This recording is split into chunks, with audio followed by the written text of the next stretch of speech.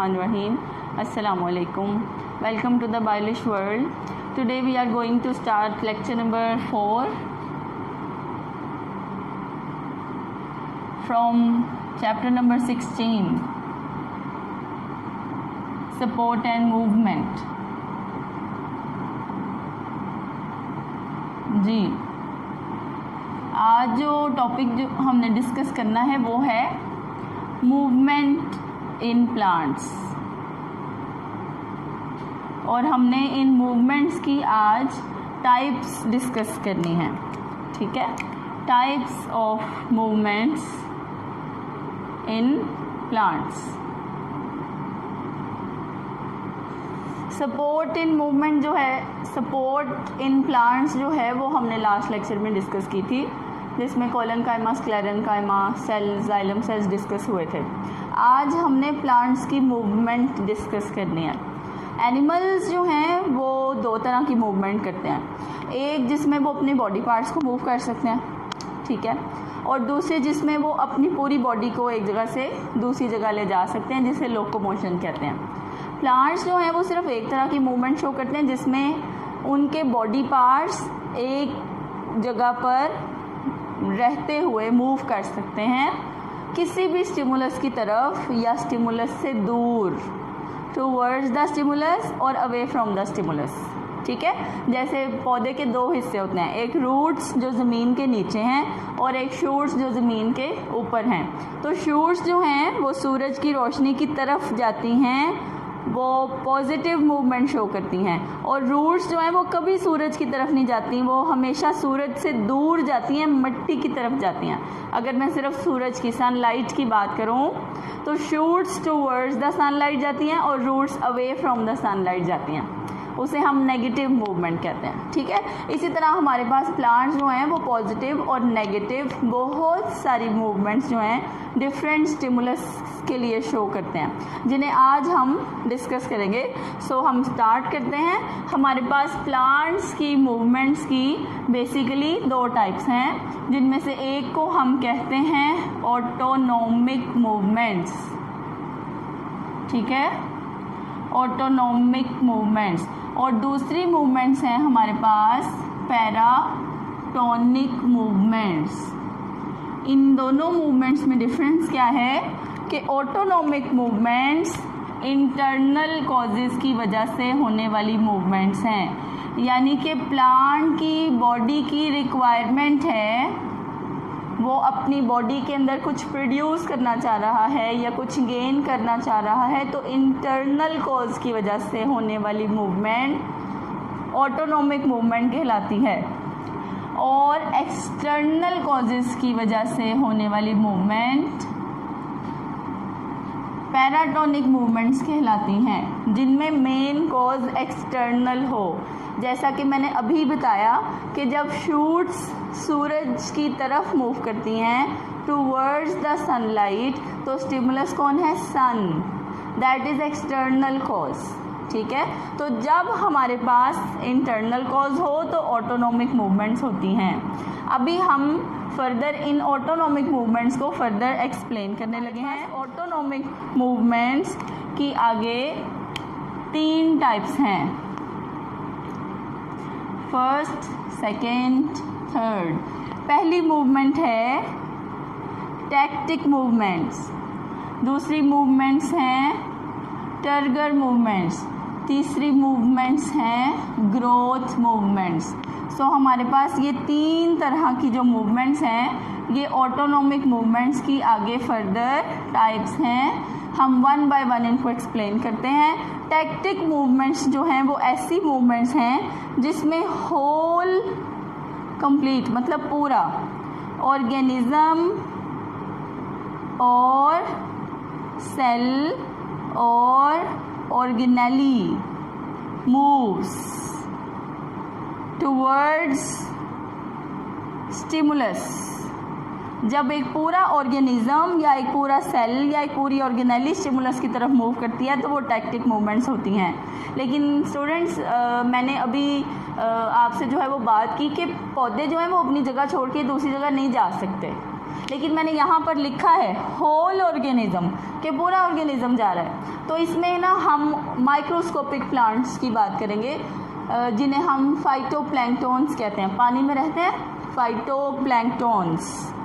ठीक है, इन्हें थोड़ा सा जो है वो हम डिस्कस कर लेते हैं। फाइटोप्लैंक्टन्स कौन हैं? These are free floating free living plants. Float करने वाले मतलब तैरने वाले, तो इसका मतलब है तैर रहे हैं तो पानी में होंगे। तो पानी के अंदर ना माइक्रोस्कोपिक जैसे स्पाइरोजाइरा, जैसे वॉलवॉक्स, ये प्लांट जैसी कैरेक्टरिस्टिक्स शो करने वाले ऑर्गेनिजम्स हैं। इन्हें हम फाइटोप्लैंक्टन्स कहते हैं। ये भी फोटोसिंथेसिस करते हैं। ठीक है, तो इस वजह से हमने जो है वो इसमें होल ऑर्गेनिज्म की भी बात की है। आपने यहाँ पर ये चीज़ जहन में नहीं लानी कि पौधा एक जगह से दूसरी जगह जा रहा है। प्लांट्स कैन नॉट लोकोमोट, वो लोकोमोशन नहीं कर सकते।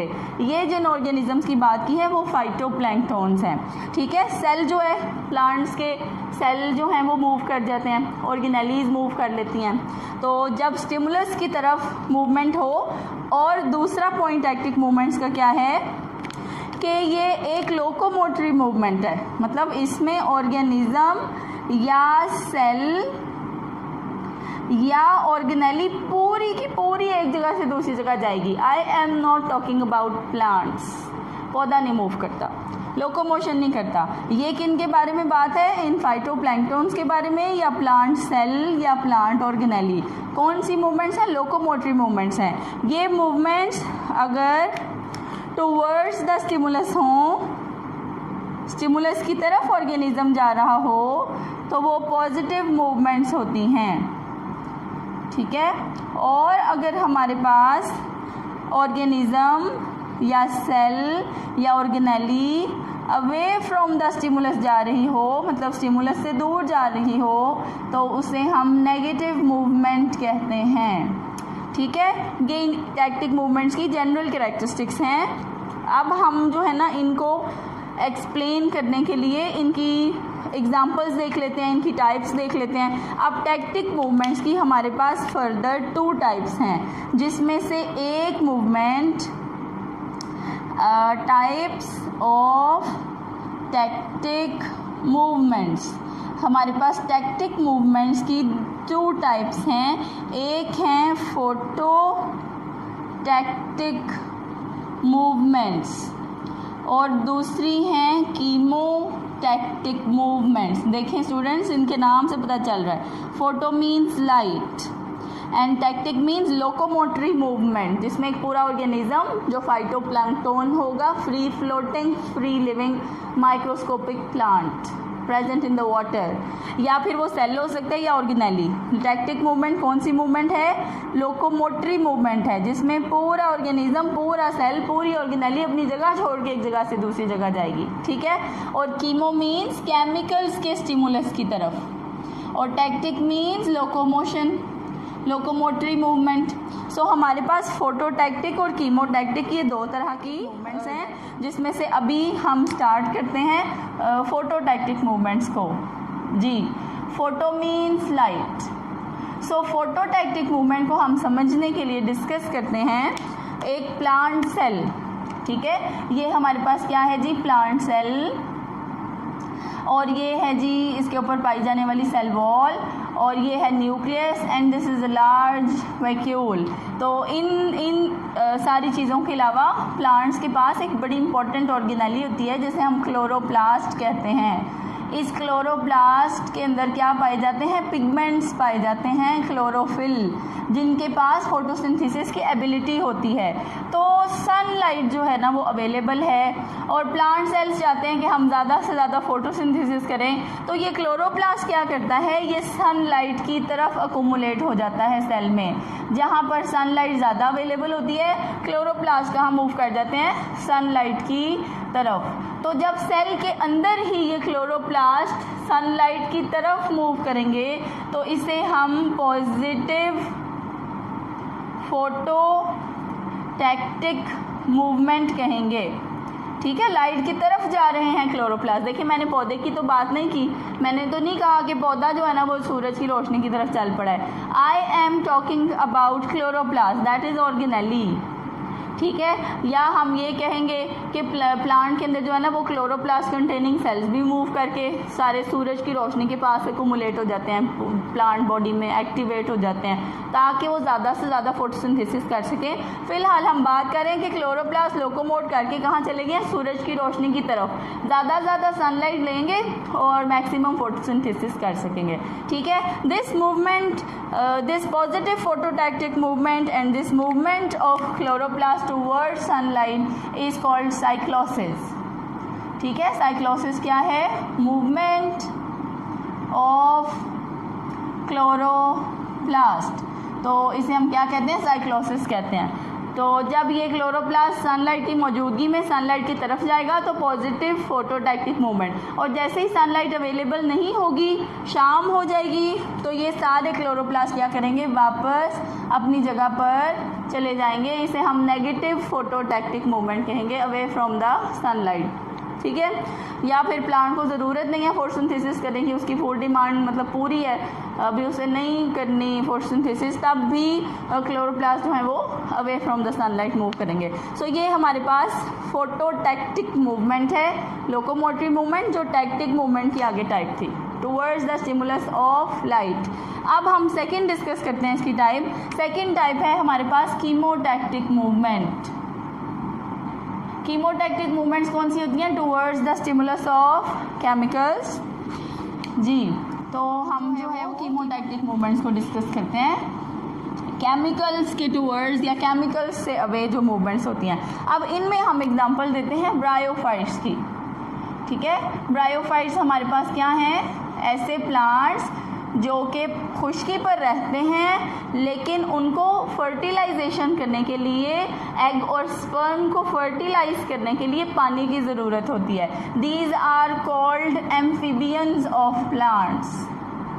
एम्फीबियंस ऐसे जानदार जो खुश्की पे रहते हैं लेकिन फर्टिलाइजेशन पानी के बगैर नहीं कर सकते। जैसे एनिमल्स में एम्फीबियंस कौन, फ्रॉग खुश्की पे रहता है लेकिन पानी बरसात के मौसम में फर्टिलाइजेशन करता है। इसी तरह ये प्लांट्स ऐसे हैं जो पानी की मदद से करते हैं, जिसमें से हम मोसेस की एग्जांपल दे सकते हैं, मोसेस और फर्न्स और Adiantum.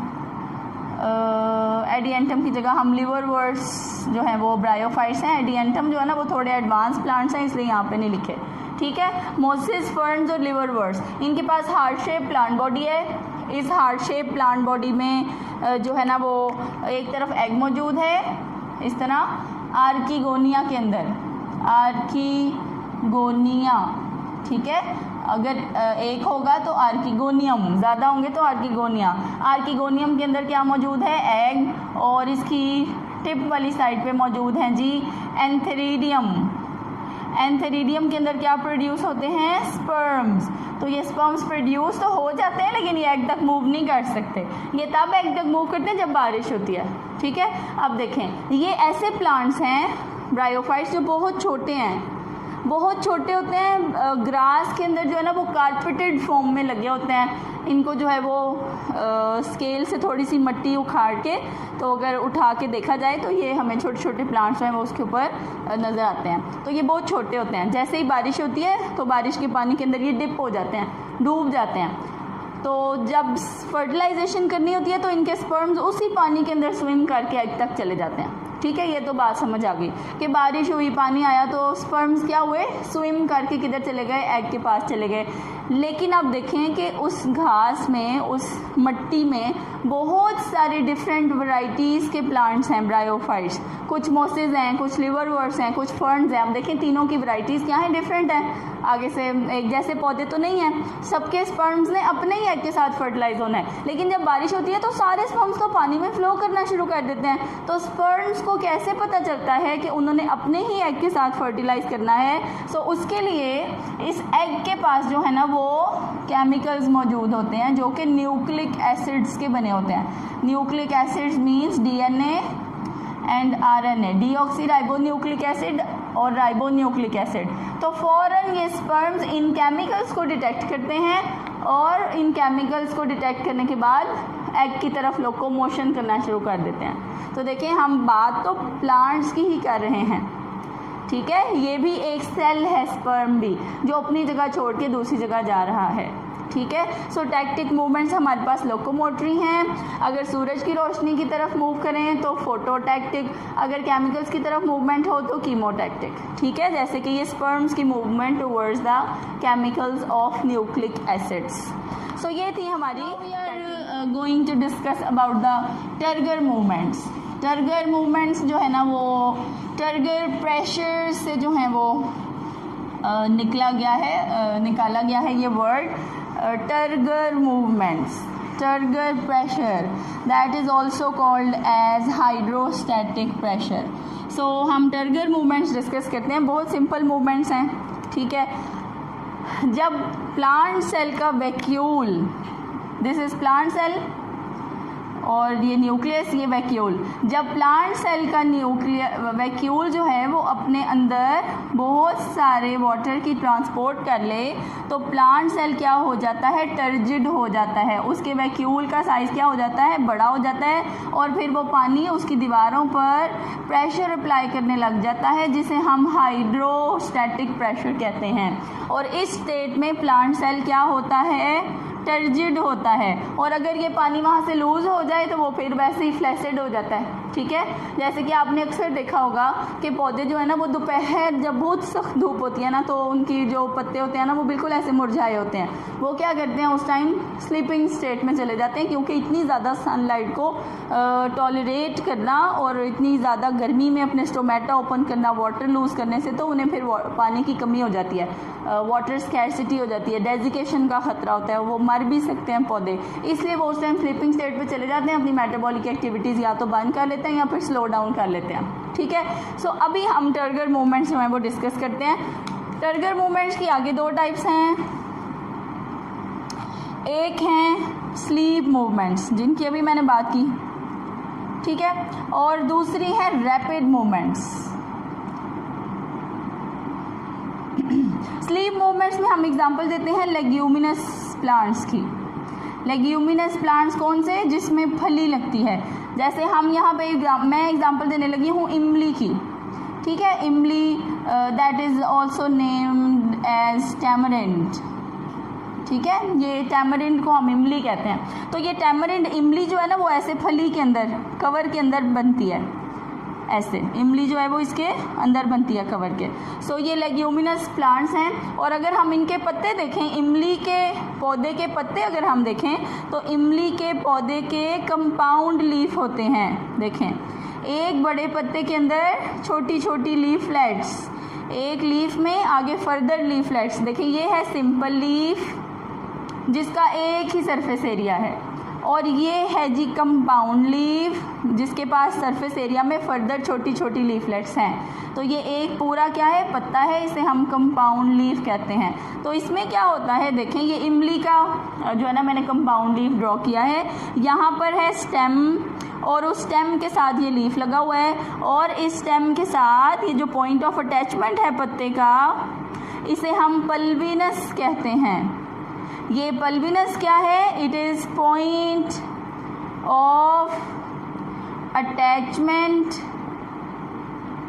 Of leaf with stem, और ये एक स्वोलन पोर्शन है।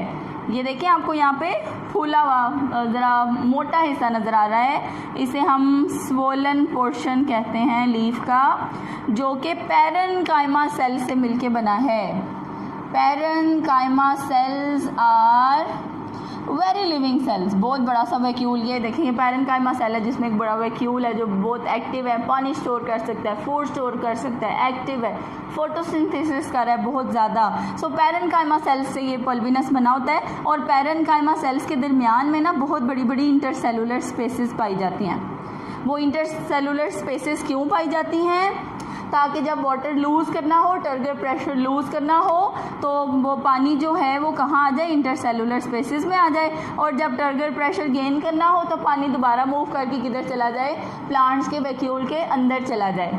सो ये देखें, पल्विनस इन पैरेन्काइमा सेल से बने हैं और उन पैरेन्काइमा सेल्स में इंटरसेलुलर स्पेसेस ज़्यादा हैं ताकि वहाँ पे पानी को स्टे करने की जगह मौजूद रहे। तो जैसे ही दोपहर का टाइम होता है या शाम का टाइम होता है तो पल्विनस जो कि स्वोलन पोर्शन है वो अपना टर्गर प्रेशर लूज़ कर देती है, पानी सेल से बाहर आ जाता है और लीफ क्या करता है, स्टेम की तरफ मूव कर जाता है। तो ये अब स्लीपिंग स्टेट में चला गया है।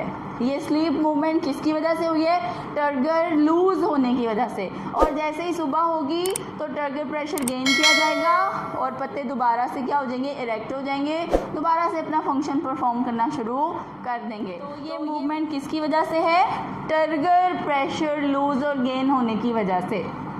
ठीक है, so this movement is a type of turgor movement. ठीक है, स्लीप मूवमेंट, जिसमें पौधों के पत्ते क्या करते हैं, हमें सोए हुए नज़र आते हैं। अब हम रैपिड मूवमेंट्स की बात करते हैं। रैपिड मूवमेंट्स में सारा यही मैकेनिज्म है। रैपिड मूवमेंट में भी हमने क्या करनी है, पल्विनस से डिस्कस करनी है। यहाँ पर हम एग्जांपल देते हैं टच मी नॉट प्लांट की, touch me not mimosa pudica. Touch me not के पौधे को हाथ लगाए ना, उसकी भी पत्तियाँ क्या करती हैं, बंद हो जाती हैं।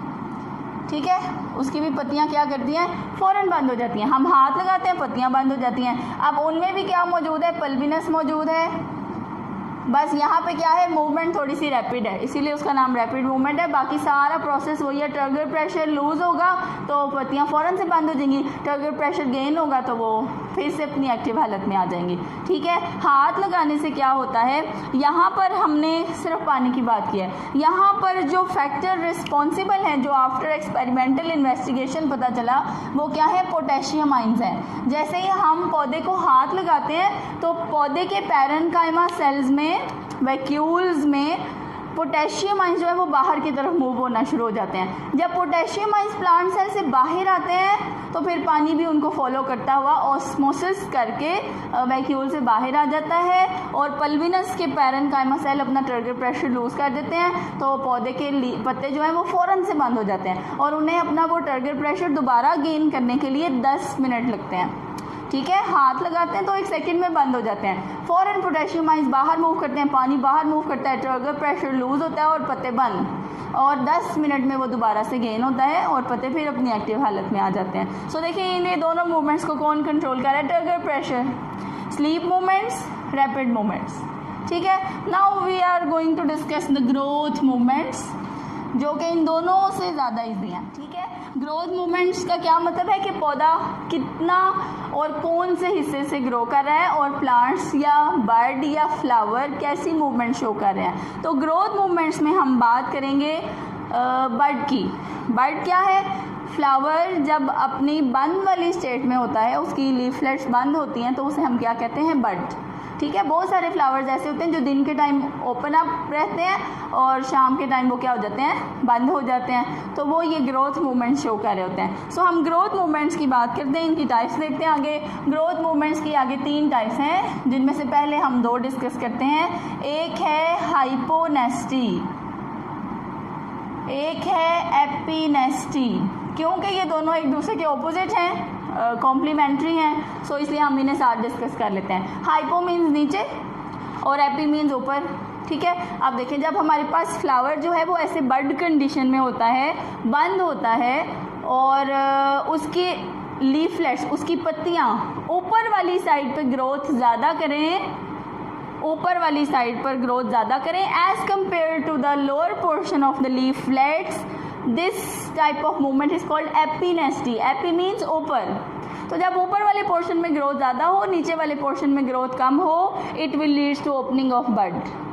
तो ऊपर ग्रोथ ज़्यादा होने से फूल क्या होगा, खुल जाएगा, ओपनिंग ऑफ द बड। और जब लोअर पोर्शन पर ग्रोथ ज़्यादा हो as compare to upper portion of the leaflets, तो देखें नीचे ग्रोथ ज़्यादा हुई तो it will leads to closing of the bud. So epinesty leads to opening of bud and hyponesty leads to the closing of bud.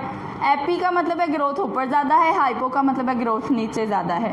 ठीक है, तीसरी जो इसकी टाइप है वो है जी न्यूटेशन।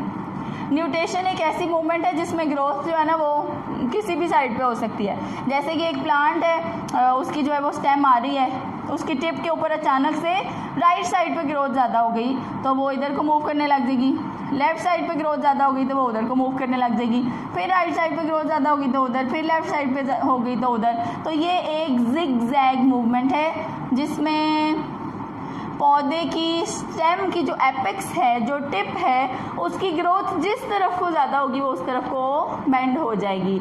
सो ये 3 मूवमेंट्स कौन सी हैं? Growth movements. ये हमने आज डिस्कस की हैं ऑटोनोमिक मूवमेंट्स जो इंटरनल कॉज की वजह से थी। देखो ग्रोथ इंटरनली कंट्रोल हुई, टर्गर प्रेशर इंटरनली कंट्रोल हुआ, टैक्टिक लोकोमोशन इंटरनल वजह की थी प्लांट की, जिसकी वजह से उन्होंने टैक्टिक लोकोमोटरी मूवमेंट जो है वो शो की। फर्दर लेक्चर्स के लिए आप चैनल को सब्सक्राइब करें और बुक से जो है वो क्लास आप देख लें, आपने क्या याद करना है। सो हमारे पास ये है चैप्टर नंबर 16 और पेज नंबर 26। इस पे टाइप्स ऑफ मूवमेंट्स हैं जिसमें autonomic, tactic movements, turgor movements, growth movements. तो ये आपने पैराटोनिक मूवमेंट से पहले लॉन्ग शॉर्ट दोनों के लिए याद करनी है, क्योंकि ये बोर्ड के एग्ज़ाम्स में कब या तो लॉन्ग क्वेश्चन कंपलसरी आता है इसमें से, या फिर शॉर्ट और MCQs कंपलसरी आते हैं। 2 पेजेस हैं, आप ज़रा ध्यान से बहुत अच्छी तरह इन्हें याद कर लीजिएगा। थैंक यू, अल्लाह हाफिज़।